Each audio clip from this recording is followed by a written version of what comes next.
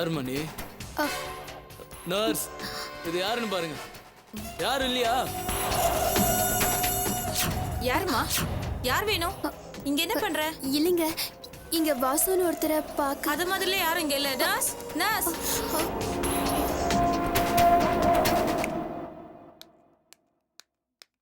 என்னம்மா இங்க பிரச்சனை? யார் நீ? இந்த நேரத்துல யார் உன்னை உள்ள விட்டா? சிஸ்டர், இங்க வாசுன்னு ஒருத்தர் அட்மிட் பண்ணிருந்தாங்கல்ல. எந்த வாசு? அடிபட்டு ஆபரேஷன்லாம் பண்ணிருந்தாங்களே அந்த வாசு. அவங்க ஈவினிங்கே டிஸ்சார்ஜ் ஆகி போயிட்டாங்களே. போயிட்டாங்களா? ஏமா பேஷண்ட்டை பார்க்க இந்த நேரத்துலயா வருது? போ போ. Sorry sister. பேய் மாதிரி வந்து இந்த நேரத்துல எழுப்பிட்டு போகுது பாரு. சரியான பைத்தியமா இருப்பா போல இருக்கு. எப்படி இவ உள்ள வந்தா?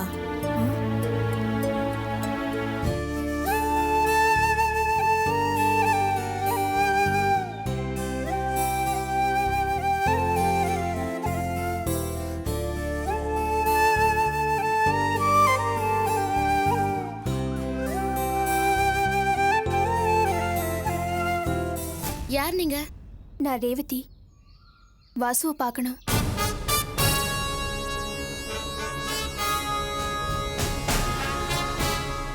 ராணி, என்னம்மா? என்னது எதையோ பார்த்து பயந்த மாதிரி ஓடிட்டு இருக்கு? ரேவதி, வாமா, வா வா. எப்போ வருவேன்னு நினைச்சேன், இப்போதான் வரியா? ஏன் இவ்வளவு லேட்டா வர? வா வா வா.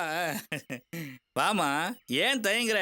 இது உன் வீடு தான். எப்போ இருந்தாலும் நீ இந்த வீட்டுக்கு தானே வரப்போற. தயங்காம வா வா வா வா. வலது காலை எடுத்து வச்சு வாமா. ஏய் நில்லு. யோ, என்ன காரியம் பண்ணிட்டு இருக்க? ஏய், இங்க எதுக்கு வந்த? உனக்கு இங்க என்ன வேலை? என்ன பாக்கியா நீ? வீட்டுக்கு வந்த பொண்ணா வாசலே நிக்க வச்சு ஏன் வந்து எதுக்கு வந்தேன்னு கேட்டுக்கிட்டு இருக்க? உள்ள கூட்டு போ. நீ வாமா உள்ள. யோ, வாயை மூடிட்டு கொஞ்ச நேரம் சும்மா இருக்க மாட்டேன். நீ இதுக்கெல்லாம் உடந்தா தானே? வாயா உள்ள. ஏய், நீ இங்க ஒரு நிமிஷம் கூட இருக்க கூடாது. முதல்ல இங்க இருந்து போ. ஆண்டி, ஒரே ஒரு தடவை வாசுவை பார்த்துட்டு போயிடுறேன் ஆண்டி. இருக்கானா செத்துட்டானான்னு பார்க்க போறியா? ஏற்கனவே நீ பார்த்ததெல்லாம் போதும். உன்னை பார்த்ததுனால தான் அவனுக்கு இந்த நிலைமையே. முதல்ல இங்க இருந்து போ. ப்ளீஸ் ஆண்டி, ஒரே ஒரு தடவை மட்டும் ஓரமா நின்று பார்த்துட்டு போயிடுறேன் ஆண்டி. ஓடி ஆடி துள்ளி திரிஞ்சுட்டு இருந்த என் பையன் இப்படி இருக்க காரணமே நீதான். உன் வயசு கொண்டாடுற தீர்த்துக்கிறதுக்கு ஏன் பிள்ளைதான் கிடைச்சானா? ஏண்டி, உன் வீட்டுக்கு டிரைவர் வேலைக்கு வந்த என் புள்ளைய மயக்கிட்டு உன் அப்பனை வச்சு ஆளை விட்டு அடிச்சதும் இல்லாம நல்ல மாதிரி பார்க்க வந்துட்டியா? போடிங்கிறது. ஆண்டி, நீங்க என்ன தப்பா புரிஞ்சுக்கிட்டீங்க. நான் வாசுவை சின்சியரா லவ் பண்றேன். சீரழிய போற வாழ்க்கையெல்லாம் இப்படிதான் ஆரம்பிக்கும். ஒண்ணு தேவையில்லை, முதல்ல போ. நீங்க என்ன பிரச்சனை? ஏன் கத்துறீங்க? யாரு? இல்லப்பா, இந்த ஏய், நம்ம ரேவதிரா வாசுவை பார்க்க வந்திருக்கு. டேய், அவனை பார்க்காம போக மாட்டேன்னு அடம் முடிச்சிட்டு நிக்கிறாடா இவ. முதல்ல அவளை போக சொல்லு. சார், நீங்களாவது சொல்லுங்க சார் ப்ளீஸ். ஒரே ஒரு தடவை வாசுவை பார்த்துட்டு போயிடுறேன் சார். விஷயம் கேள்விப்பட்ட நாள்ல இருந்து வாசுவை பார்க்கணும்னு துடியா துடிச்சிட்டு இருக்கேன். ஆனா எங்க அப்பா என்ன ரூம்ல போட்டு அடைச்சு வச்சுட்டாரு. இப்ப கூட அவருக்கு தெரியாம தான் தப்பிச்சு வந்திருக்கேன். ஒரே ஒரு தடவை வாசுவை பார்த்துட்டு போயிடுறேன் சார். வாசு கிட்ட பேச மாட்டேன், டிஸ்டர்ப் பண்ண மாட்டேன். ஒரே ஒரு தடவை ப்ளீஸ். என்னடி ப்ளீஸ் ப்ளீஸ்ன்னுட்டு சொன்னதே திரும்ப திரும்ப சொல்லிட்டு இருக்க? ராத்திரி பூரா வழியில முடங்கிட்டு தூங்க பிறந்த பிள்ளை இப்பதான் மாத்திரை கொடுத்து தூங்க வச்சிருக்க. நீ அவனை சத்தம் போட்டு எழுப்பிடுவ போல இருக்க. முதல்ல இங்க இருந்து போறியா இல்லையா? போறியா இல்லையா? சார் சொல்லுங்க சார் ப்ளீஸ் சார். நீங்களாவது சொல்லுங்க. ஒரே ஒரு தடவை வாசுவை பார்த்துட்டு போயிடுறேன். உன்னோட தவிப்பு துடிப்பு இதெல்லாமே எனக்கு நல்லாவே புரியுது. அது நான் தப்புன்னு சொல்ல. ஆனா எங்க வீட்டுக்கு உங்களோட காதல் ஒத்து வர. கிளம்பி போயிடு.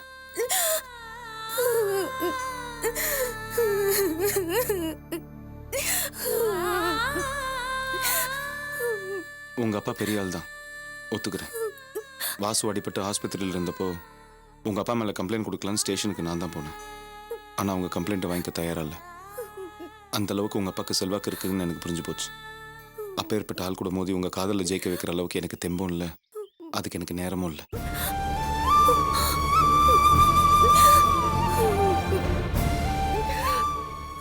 உங்க அப்பாவுக்கு தெரியாம நீ வாசுவை பார்க்க வந்த விஷயம் அவருக்கு தெரிய வந்துச்சுன்னா அவர் கோவத்தோட இங்க கிளம்பி வந்து இந்த குடும்பத்தையே சின்ன பின்னமாக்கிடுவார். வேண்டாமா, அதை தாங்கிக்கிற சக்தி எங்களுக்கு இல்லை. போதும், உங்க காதல் இதோட முடிச்சுக்கோங்க. சார், வாசு இல்லைன்னா எனக்கு வாழ்க்கையே இல்லை சார். நீங்க அப்படி சொல்லாதீங்க. வேண்டாம், இந்த வயசுல உனக்கு அப்படித்தான் பேச தோணும். ஆனா நடைமுறையில் கஷ்டப்பட போறது நாங்க தான். கிளம்பி போ.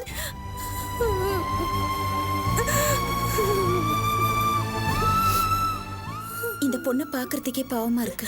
ஒரே ஒரு தடவை பார்த்துட்டு போகட்டுமே. கொஞ்சம் சும்மா இருக்கியா? உனக்கு எதுவுமே தெரியாது. இது பாரு, சும்மா வாசுவை பார்க்கணும் பேசணும் நீங்க வந்து நின்றுட்டு இருக்காத. கிளம்பி போயிடு. அதையும் மீறி உனக்கு வாசுவை பார்க்கணும்னு தோணுச்சுன்னா போய் உங்க வீட்டில் சொல்லி உங்க அப்பாவை கூட்டிட்டு வா. அவர் சம்மதத்தோட வந்து வாசுவை பார்க்க முடியுமா உன்னால?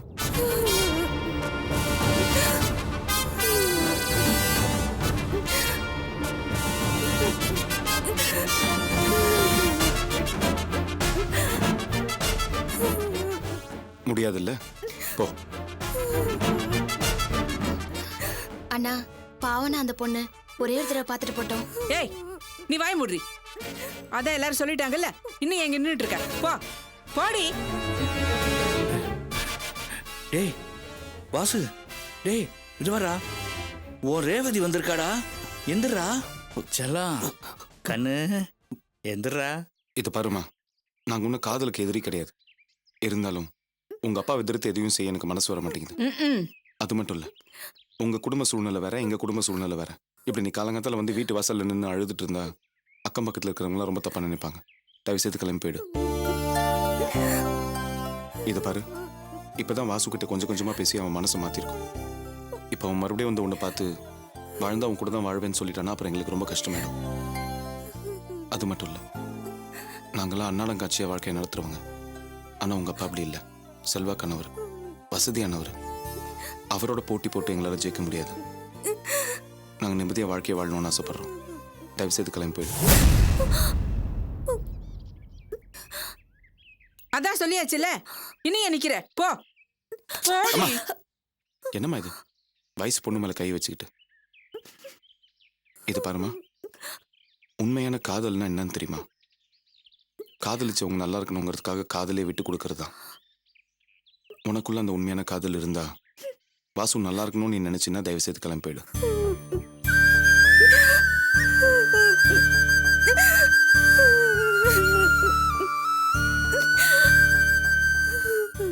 கிளம்பு.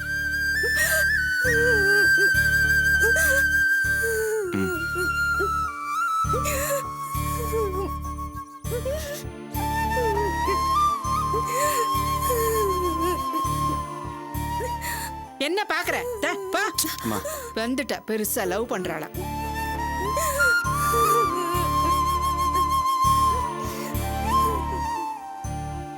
டே வாசு, என்னடா எவ்வளவு நேரமா எழுப்பிட்டு இருக்க? நீ இப்படி கும்பகர்ற மாதிரி தூங்கிக்கிட்டு இருக்கிற? இந்த வர்றா. டேய் எந்திரா, உன் ரேவதி வந்திருக்காடா. என்னப்பா? டேய் உன் ரேவதிடா, ரேவதி. ரேவதியா?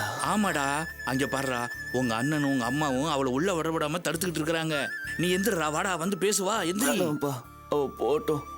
நானா வர சொன்னேன், அவ போனா போட்டும், விடுப்பா. அட பாவி, என்னடா இப்படி மாறிட்ட? அப்பா, அந்த பொண்ணு வந்த விஷயத்த சொல்லி இவனை எழுப்பிட்டீங்களா? ஏன்பா உங்களுக்கு இந்த புத்தி திருந்தவே மாட்டீங்களா? ஏன் அப்படி அறிவிட்டுத்தனமான வேலையெல்லாம் பண்ணிட்டு இருக்க? இப்பதான் அந்த பிள்ளை பழைச்சு வந்திருக்கு. இருக்கிற அரை உசுர போயிடணும்னு நினைக்கிறியா? ஏன்பா உங்களுக்கு என்னைக்குப்பா பொறுப்பு வரப்போகுது? அன்னைக்கு நம்ம ஆஸ்பத்திரியில இவனோட இந்த நிலைமைக்கு நீங்க தான் காரணம் சொல்லி புலம்பி அழுதிங்க. இப்ப மறுபடியும் அவன் மனசுல தப்பான எண்ணத்தை வளர்க்குறீங்க.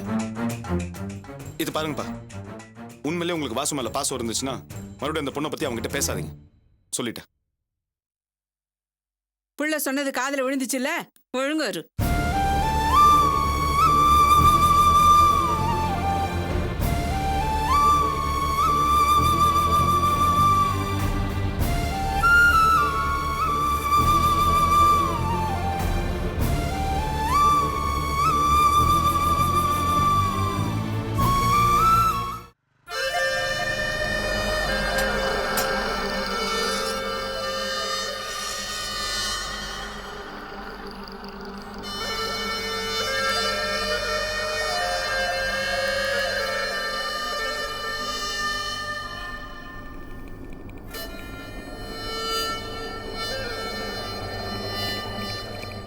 ஏய், ரொம்ப ஆத்தாதிரி, ஆறிட போகுது. என்னங்க நீங்க ஆத்தினா ஆறிட போகுதுங்கிறீங்க, ஆத்தாம கொடுத்தா கொதிக்குதுங்கிறீங்க. என்னதான் பண்ண சொல்றீங்க?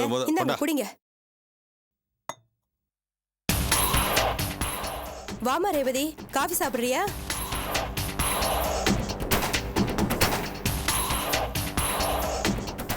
ஏமா காஃபி சாப்பிடுறியான்னு கேக்குறல்ல. ஏய், என்னடி கேள்வி கேக்குற?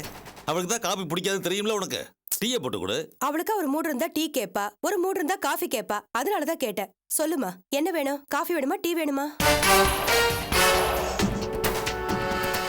என்னம்மா அம்மா கேட்டுக்கிட்டே இருக்கா, பேசாம இருக்கு? காஃபியோ டீயோ பிடிக்கலன்னா பால் குடி. அது வேண்டாம்னா ஏதாவது எனர்ஜி ட்ரிங்க்ஸ் சாப்பிடு. என்ன எனர்ஜி ட்ரிங்க்ஸும் வேண்டாமா? சரியா அப்ப நேரடியாக டிஃபன் சாப்பிட்ரு. ஏய், அவளுக்கு என்ன டிஃபன் பிடிக்குதோ அதை செஞ்சு கொண்டா. இந்த பாருமா, நீ வாக்கிங்லாம் போயிட்டு வந்திருப்ப, ரொம்ப டயர்டா இருப்ப, மேலே போய் குளிச்சுட்டு ரெடியாவா டிஃபன் சாப்பிடலாம். ஆமா, உன் முஜ்ஜியை கூட கூட்டிட்டு போல இருக்கு. அது நைனு கத்திட்டு இருக்கு பாரு, போய் என்னன்னு பாரு. என்னம்மா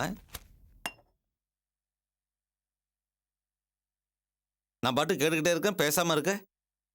நீங்க கேட்க வேண்டிய கேள்வியை இன்னும் கேட்கலையேப்பா. பதில் தெரிஞ்சதுக்கெல்லாம் எதுக்காக தேவையில்லாம கேள்வி கேட்டுட்டு இருக்கணும்? அதான் கேட்கல. இருந்தாலும் நீங்க கேட்பீங்கன்னு எதிர்பார்த்தேன். நான் எதிர்பார்த்தது நடந்துட்டு இருக்கும்போது எதுக்காக தேவையில்லாம கேள்வி கேட்டு டயத்தை வேஸ்ட் பண்ணிட்டு இருக்கணும்? நீ எத்தனை மணிக்கு போன, யாரை பார்க்க போன, நீ பார்க்க போனவங்க உங்ககிட்ட என்ன சொன்னாங்க, நீ எதுக்காக இப்படி வீட்டுக்கு திரும்பி வர, எல்லா கேள்விக்கும் எனக்கு பதில் தெரியும். அதனால தான் உங்கள்கிட்ட நான் எதுவும் கேட்கல. நான் இப்போ ரொம்ப சந்தோஷமா இருக்கேம்மா. ஏன் தெரியுமா?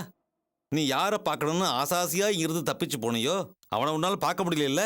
அவங்க வீட்டில் உள்ளவங்க அவனை உன்னை பார்க்க விடல. அந்த சந்தோஷம்தான். நான் உன்னை ரூம் எல்லாம் போட்டு அடைக்க போறதில்ல, அங்க போகக்கூடாது இங்க போகக்கூடாதுன்னு தடுக்க போறதில்ல. இனிமே நீ ஃப்ரீ பேர்ட். ஏன்னா சம்பந்தப்பட்ட அவன் நீ பார்க்கக்கூடாது பேசக்கூடாதுன்னு அவங்க வீட்டில் உள்ளவங்களே அவனுக்கு காவல் இருக்காங்கல்ல.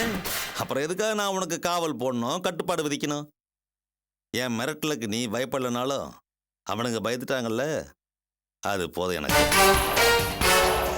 இந்த உலகத்துல மரண பயம் இல்லாத ஜீவராசி எதுவுமே இல்லம்மா. தான் பிள்ளைக்கு எதுவுமே ஆகக்கூடாதுங்கிற பயம் அவனை பெற்றவங்களுக்கு வந்துருச்சு. அவனுக்கும் தான் திருந்தி நல்ல பையனா இருக்கணுங்கிற புத்தி வந்துருச்சு. இனிமே அவங்க பாதுகாப்பா அவங்க பார்த்துப்பாங்க. அதனால நீ ஆசைப்படுறது எதுவும் நடக்க போறது கிடையாது. என்கிட்டயே வந்து அப்பா நீங்க பார்த்து வச்சுக்கிற மாப்பிள்ளையே கல்யாணம் பண்ணிக்கிறேன்னு சொல்ல போற. இந்த ஜென்மத்துல அப்படி ஒரு வார்த்தை என் வாயிலேருந்து வராது. ஏண்டி, எவ்வளவு திமிரு இருந்தா அப்பாவை எதிர்த்து பேசுவ? விட்ரி பேசட்டா. என்ன 2 வாட்டி அவனை தேடி போவா, அவன் செருப்பாலே அடிச்சு திருப்பி அனுப்பி வைப்பான்.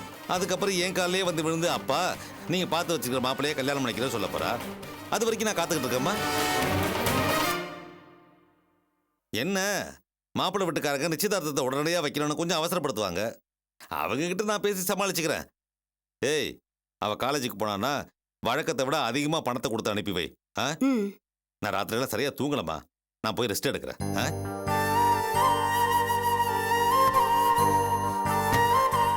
ஏண்டி நிக்கிற?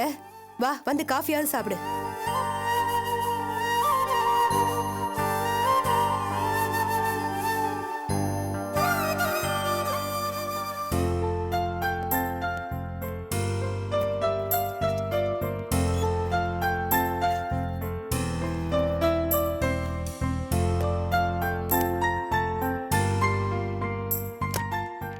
வாங்க வினோத்.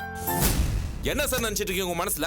அப்படி என்ன நாங்க உங்களுக்கு துரோகம் பண்ணோம்? ஏன் சார் இப்படி எங்களை திரும்ப திரும்ப அவமானப்படுத்துறீங்க? வெயிட், ஏன் இப்படி கோவப்படுறீங்க? முதல்ல உட்காருங்க.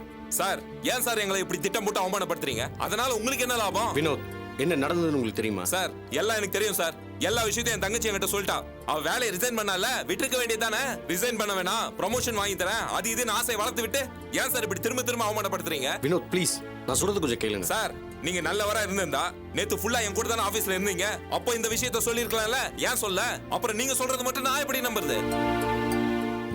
நேத்து காலையில என் தங்கச்சி டீம் லீடர் போஸ்ட் கிடைக்க போகுதுன்னு எவ்வளவு சந்தோஷமா ஆபீஸ் போனா தெரியுமா? நாங்கெல்லாம் அந்த சந்தோஷத்தை கொண்டாட வீட்டுல வடை பாயாசம் எல்லாம் செஞ்சிருந்தோம் சார்.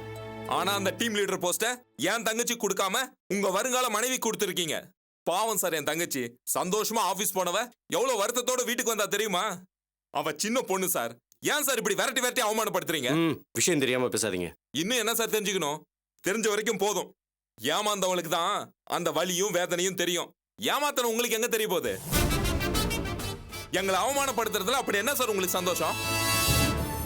நடந்தது ஒரு ஆக்சிடென்ட் மாதிரி. என்ன நடந்ததுன்னு எனக்கே தெரியாது வினோத். அது எப்படி சார் உங்களுக்கு தெரியாம இருக்கும்? தெரியாமலா அந்த டீம் லீடர் போஸ்ட் உங்க வருங்கால மனைவிக்கு வாங்கி கொடுத்துருப்பீங்க? ஏற்கனவே நிச்சயதார்த்தத்துல அவமானப்படுத்துறது போதாதுன்னு இப்போ இப்படி ஒரு அவமானம் வேற. அந்த அவமானம் இப்பதான் கொஞ்சம் கொஞ்சமா ஆறிட்டு வந்தது. அது உங்களுக்கு பொறுக்கல. இப்படி நம்ப வச்சு அவமானப்படுத்துறீங்கல்ல? வினோத், நீங்க ரொம்ப எமோஷனலா பேசுறீங்க. ப்ளீஸ், நான் சொல்றதையும் கொஞ்சம் கேளுங்க. போதும் சார், கேட்டதெல்லாம் போதும். நிச்சயதாரத்துல அவமானப்பட்டதுல இருந்தே உங்க ரிலேஷன்ஷிப்பே வேணாம் தான் இருந்தோம். காவியாக்கு ஹெல்ப் பண்றேன்னு உறவு கொண்டாடினீங்க. இப்போ என்ன சார் ஆச்சு? எங்க அம்மா அப்பவே சொன்னாங்க சார் உங்க உறவெல்லாம் வேணான்னு. அதுக்கு பலன் இப்ப கிடைச்சிருச்சு. வினோத், தயவு செஞ்சு என்னையும் கொஞ்சம் பேச விடுங்க. வேண்டாம் சார், நீங்க எதுவும் பேச வேணாம். நாங்க பட்டதெல்லாம் போதும். உங்களோட போட்டி போடுற அளவுக்கு நாங்க ஒன்றும் பெரிய ஆள் இல்லை சார். ப்ளீஸ் சார், தயவு செஞ்சு எங்களை விட்டுருங்க ப்ளீஸ். முடிச்சிட்டிங்களா? பேச வேண்டியதெல்லாம் பேசி முடிச்சிட்டிங்களா? நான் இப்போ என்ன சொன்னாலும் உங்களுக்கு புரியாது. ஒரு நிமிஷம் என் கூட வாங்க. எங்க சார்? வாங்க சொல்கிறேன்.